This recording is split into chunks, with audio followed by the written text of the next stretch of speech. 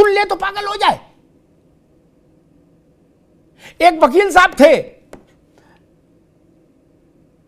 अमरुल इस्लाम या ऐसा कुछ, इस्लाम है और अमरुल है या ऐसा कुछ नाम था उनका, अगर मैं सही याद तो इस्लाम उनके नाम के उसमें लगा था। वो वकील थे, फिर कांग्रेस में आ गए, कांग्रेस पार्टी के संगठन में बहुत सारे उनको पद मिलते रहे, इंदिरा जी के नजदीक पहुंच गए। इंदिरा जी ने उनको राज्यसभा भेज दिया, 2 बार राज्यसभा में रहे, फिर राज्यसभा से इस्तीफा दे दिया अचानक से। राज शर्मा जी, इंदिरा जी ने बुलाया, बोले बेटा तुम इस्तीफा दे दो। बोले जी मैडम। इस्तीफा दे दिया, बोले तुम जहाज पकड़ो और असम पहुंचो। बोले क्या? बोले वही बताएंगे। बोले एयरपोर्ट पे जो लेने आएगा वो बताएगा।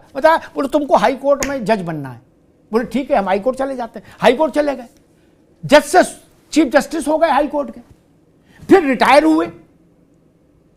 रिटायर होने के बाद ये देश में इकलौता केस है, ध्यान से सुनिएगा, देश में इकलौता केस है जिसमें रिटायर हो जाने के बाद किसी न्यायाधीश को सुप्रीम कोर्ट में जज बनाया गया हो। उनको सुप्रीम कोर्ट में बना दिया गया रिटायरमेंट के बाद। रीअपॉइंटमेंट ऑफ जजेस नहीं होता ना, सर्विस में ही सुप्रीम कोर्ट आते हैं।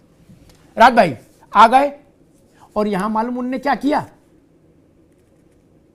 धीरे से बता रहे हैं, किसी को बताइएगा नहीं है, धीरे से कान में।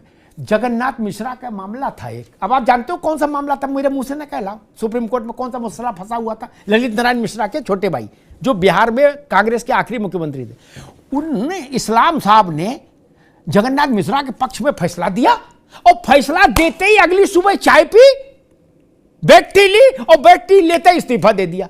क्या? इंदिरा जी ने कहा इधर आ जाओ गुड्डू। बोले जी आया। क्या? बोले फिर राज्यसभा चले जाओ। क्या? फिर राज्यसभा चले जाओ। ये क्या था?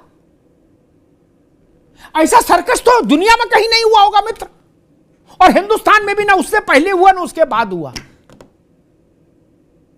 सर्वोच्च सर्कस, फैसले दिलाने के लिए जज बना दिया।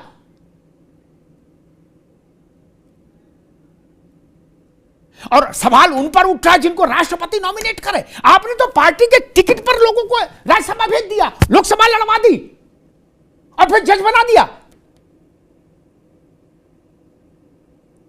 गूगल पे देखिएगा, इस्लाम